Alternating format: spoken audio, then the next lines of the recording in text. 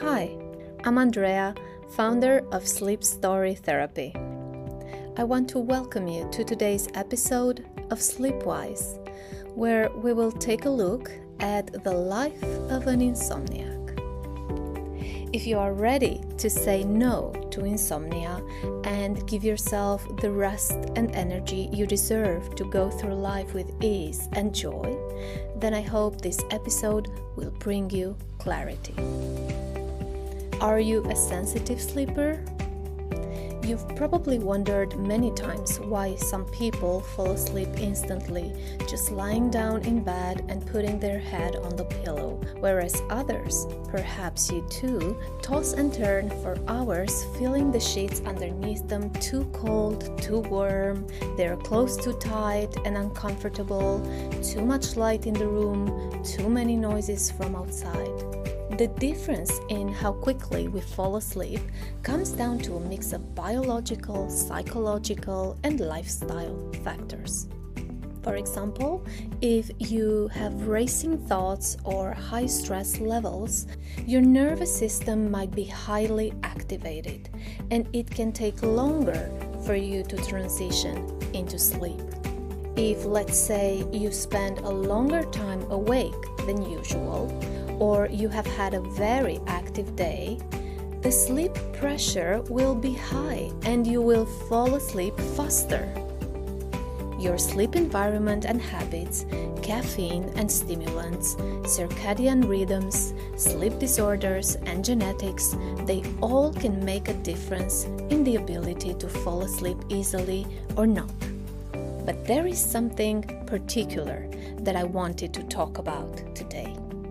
Let's say none of the above is a cause of your difficulty in falling asleep. You are not under stress right now, you do not drink coffee, you got checked by a medical physician, and everything is biologically okay. And yet, you are struggling with sleep. What else can it be? I've always had this empirical belief that people who have trouble sleeping may be more sensitive people. This is not completely wrong per se, and when studying the science of sleep, the mystery was revealed.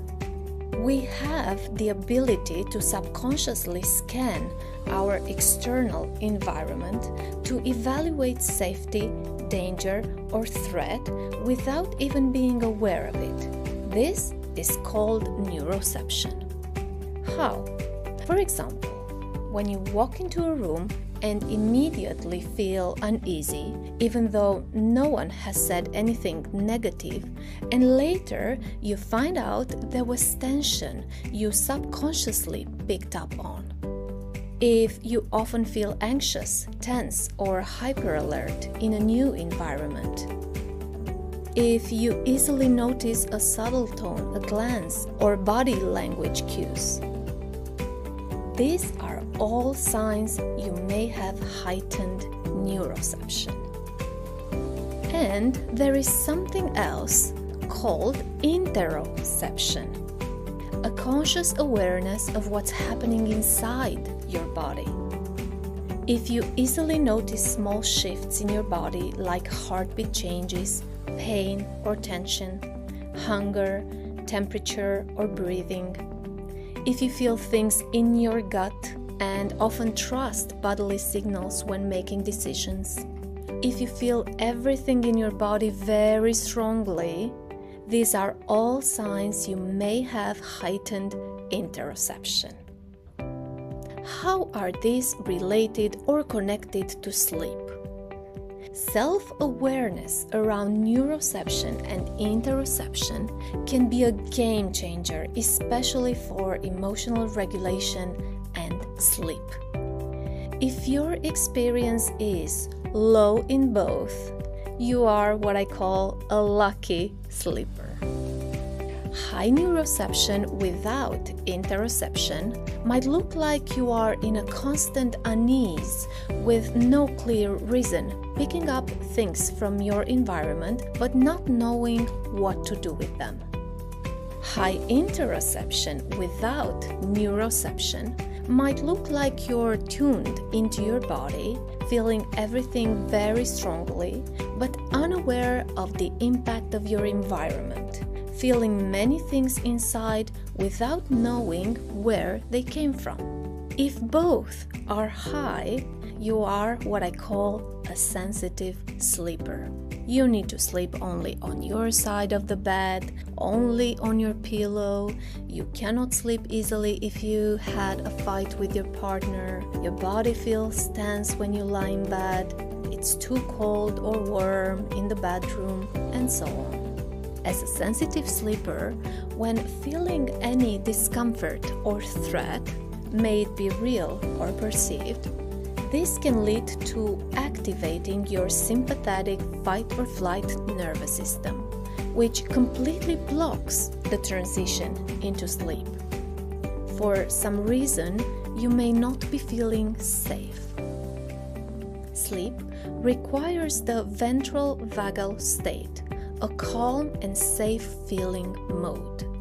That's why focusing on ways of activating the parasympathetic nervous system with practical exercises and techniques will support a peaceful transition into sleep. If you believe you might be a sensitive sleeper, that's okay. There's nothing wrong with it. It just means you need more intentional regulation strategies, like breath work, somatic practices, or nervous system calming routines to transition into sleep. And this is precisely what sleep story therapy is for: to offer support and guidance to all sensitive sleepers from a slightly different approach, one that takes into consideration your specific needs and challenges. I left a free gift for you to get started on creating your blissful sleep. The download link is in the description box below. What's your sleep story? I'd love to know. Please leave a comment if this resonated with you and share it with someone who also wants great sleep. Thank you for listening. Until next time.